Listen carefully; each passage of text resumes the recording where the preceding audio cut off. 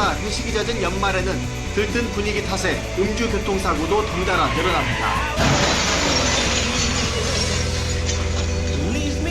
실제로 지난해 음주운전 재범률은 절반에 가까운 44.7%, 대부분이 상습적이란 얘기입니다. 부산에서 음주운전 차량에 중학생이 치여 숨지는 안타까운 사고가 났습니다. 중학교 3학년 학생이 학원에서 수업을 듣고 집으로 돌아가다 참변을 당했습니다. 늦은 밤 부산의 한 마트 주차장 출구입니다. 승용차 한 대가 주차 차단기를 들이받습니다. 콩소리에 놀란 시민들이 다가갑니다. 그런데 갑자기 승용차는 빠른 속도로 돌진하더니 길을 걷던 사람과 차량을 잇따라 덮칩니다. 차에 친 학생은 중학교 3학년으로 밤늦게 학원을 마치고 귀가하던 중이었습니다. 현장에서 구조돼 병원으로 옮겨졌지만 숨졌습니다. 30대인 운전자는 현장에서 경찰의 음주 측정 요구에 응하지 않아 현행범으로 체포됐습니다. 현장에 출동 당시에 술 냄새가 많이 났고 또 몸을 많이 비틀거리고 그렇게 해서 우리 음주 측정을 요구를 했고 제2윤창호법이 시행이 됐지만 음주운전 관련 사고 끊이지 않고 있습니다. 만취한 30대가 몰던 수입차가 치킨을 배달하던 오토바이를 들이받으면서 50대 치킨집 사장이 숨졌습니다. 이번엔 50대 남성이 대낮에 만취 상태로 운전해 가로등을 쓰러뜨렸고 이 가로등은 6살 아이를 덮쳐 숨지게 했습니다.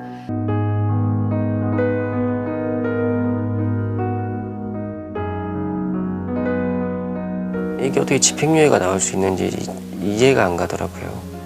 다리 잘라놓고 차다 부셔놓고 그리고 음주 측정도 거부하고 낄낄거리고 웃고 그냥 그럼에도 불구하고 그 자리에서 구속도 되지 않았고 그리고 재판은 집행유예로 풀려나고 가해자는 지금 그냥 회사 다니고 있어요. 그냥 회사 다니고 자기 일하고 자기 삶 살고 있다고 해요. 2020년 상반기를 기준으로 음주운전으로 인한 교통사고는 나 증가했다고 합니다.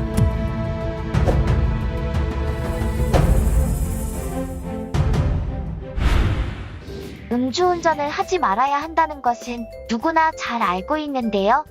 음주운전의 기준과 처벌 방법이 궁금해요. 네, 최근 경찰청 보도 자료에 따르면요. 2020년 상반기를 기준으로 음주운전으로 인한 교통사고는 무려 13.9%나 증가했다고 합니다. 또 최근 3년간 30세 이하의 음주운전 교통사고로 인한 인명피해는 평균 치사율의 1.3배나 높았다고 합니다. 자, 그렇다면 도로교통법에선 음주운전을 어떻게 명시하고 있을까요?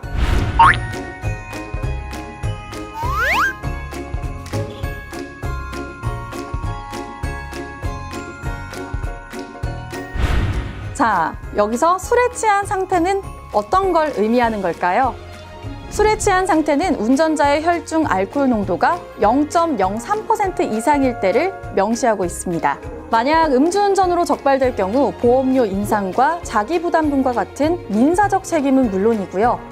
2년 이상 5년 이하의 징역 또는 2천만 원 이하의 벌금과 같은 형사적 책임은 물론 운전면허 취소나 정지와 같은 행정적 책임까지 모두 져야 합니다.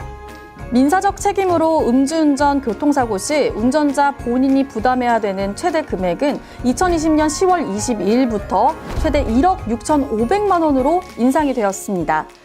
여기에 의무보험에 가입돼 있다 하더라도 대인사고는 최대 1,000만 원, 대물사고는 최대 500만 원까지 자기 부담금이 있다는 거 잊지 마셔야겠습니다.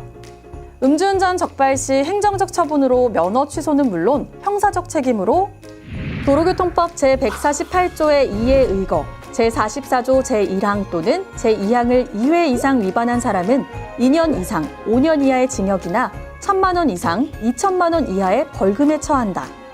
또한 음주운전으로 사람이 다치는 교통사고를 야기한 경우는 특정범죄 가중처벌 등에 관한 법률에 의해 부상사고인 경우 1년 이상 15년 이하의 징역 또는 1,000만 원 이상 3천만 원 이하의 벌금, 사망사고인 경우 무기 또는 3년 이상의 징역형을 처벌받습니다.